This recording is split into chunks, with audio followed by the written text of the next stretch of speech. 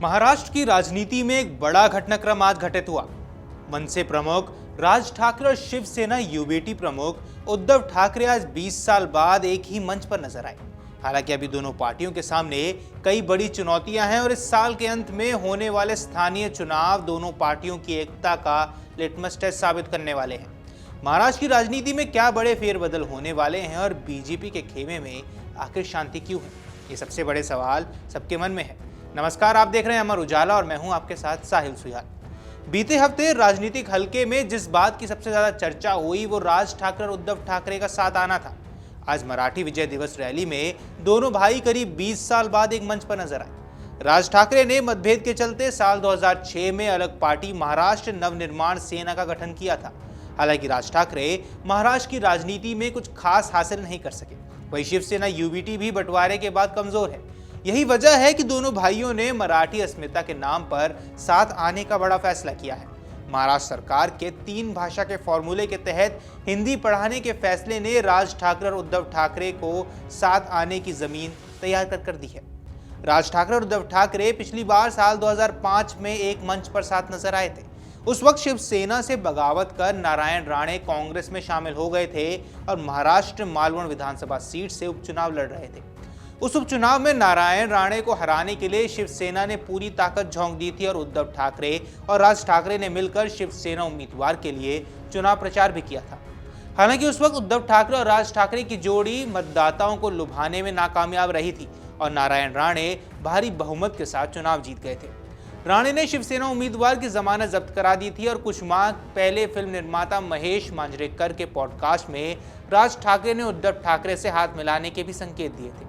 महेश मांजरेकर ने पूछा कि क्या अब भी दोनों भाई साथ आ सकते हैं। इस पर राज ठाकरे ने कहा था कि महाराष्ट्र के अस्तित्व, महाराष्ट्र के लोगों के अस्तित्व के सामने हमारे मतभेद कुछ भी नहीं है, इसलिए मुझे नहीं लगता कि साथ आना बहुत मुश्किल है। सिर्फ इतनी नीयत होनी चाहिए।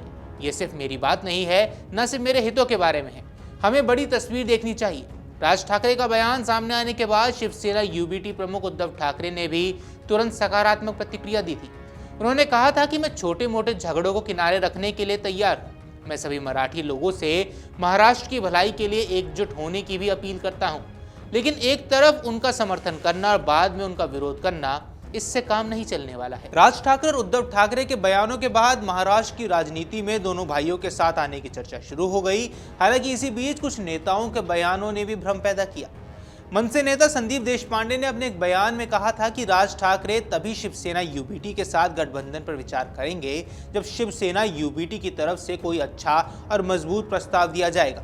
संदीप देशपांडे ने यह तक कह दिया था कि उनकी पार्टी को पूर्व में कई धोखे मिले हैं, इसलिए अब बेहतर प्रस्ताव मिलने के बाद ही गठबंधन पर विचार किया जाएगा।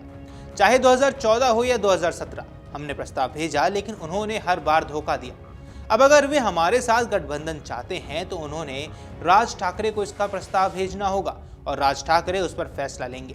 हालांकि शिवसेना यूबीटी के राज्यसभा सांसद संजय राउत ने कहा कि मराठी लोगों की भलाई के लिए उद्धव ठाकरे राज ठाकरे के साथ गठबंधन के लिए मन से और दिल से तैयार हैं। इसके अलावा भी कई नेताओं के बयान सामने आए जिसने भ्रम की स्थिति बनाई, लेकिन 3 भाषा फॉर्मूले के तहत हिंदी पढ़ाने के महाराष्ट्र सरकार के फैसले ने इस भ्रम की स्थिति को खत्म कर दिया और दोनों भाइयों को एक बार फिर से एकजुट कर दिया। महाराष्ट्र सरकार के 3 भाषा फॉर्मूले को लागू करने के लिए भाजपा नेतृत्व वाली सरकार ने 16 अप्रैल को सरकारी प्रस्ताव जारी किया, जिसके खिलाफ शिवसेना यूबीटी और मनसे ने विरोध प्रदर्शन किया। विरोध के बाद महाराष्ट्र सरकार ने 17 जून को एक और प्रस्ताव जारी किया जिसमें हिंदी पढ़ने और अनिवार्यता खत्म कर उसे वैकल्पिक कर दिया गया। हालांकि विरोध नहीं थमा, जिसके बाद 29 जून को सरकार ने सरकारी प्रस्ताव जारी कर 3 भाषा फॉर्मूले को ही वापस ले लिया। इस पूरे घटनाक्रम ने मनसे और शिवसेना के गठबंधन का आधार तय कर दिया। यही वजह रही कि सरकार द्वारा 3 भाषा फॉर्मूला वापस लेने के बाद ही दोनों पार्टियों ने 5 जुलाई को साझा रैली करने का भी ऐलान कर दिया। दोनों पार्टियों ने सरकार के फैसले को अपनी जीत के तौर पर प्रचारित किया और कहा कि मराठी एकता से सरकार घबरा गई है। उद्धव और राज ठाकरे अब ऐसे वक्त पर एक मंच पर आए हैं जब जल्द ही बीएमसी और स्थानीय निकाय के चुनाव होने हैं। क्या ये भाई महाराष्ट्र में स्थानीय निकाय का चुनाव मिलकर लड़ेंगे, इस पर सभी की नजरें अभी भी टिकी हुई हैं। शिवसेना के एक नेता कहते हैं कि उद्धव ठाकरे गठबंधन चाहते हैं, लेकिन जल्दबाजी में उठाया गया कोई भी कदम नुकसान पहुंचा सकता है।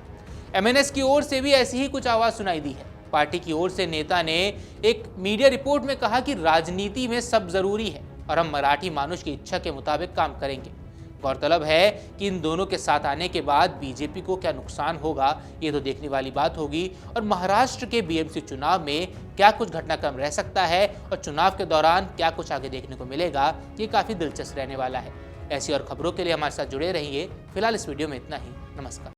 अगर आप ये वीडियो YouTube पर देख रहे हैं तो हमारे चैनल को सब्सक्राइब कर बेल आइकन दबाएं और Facebook पर देख रहे हैं तो हमारे पेज को लाइक करें।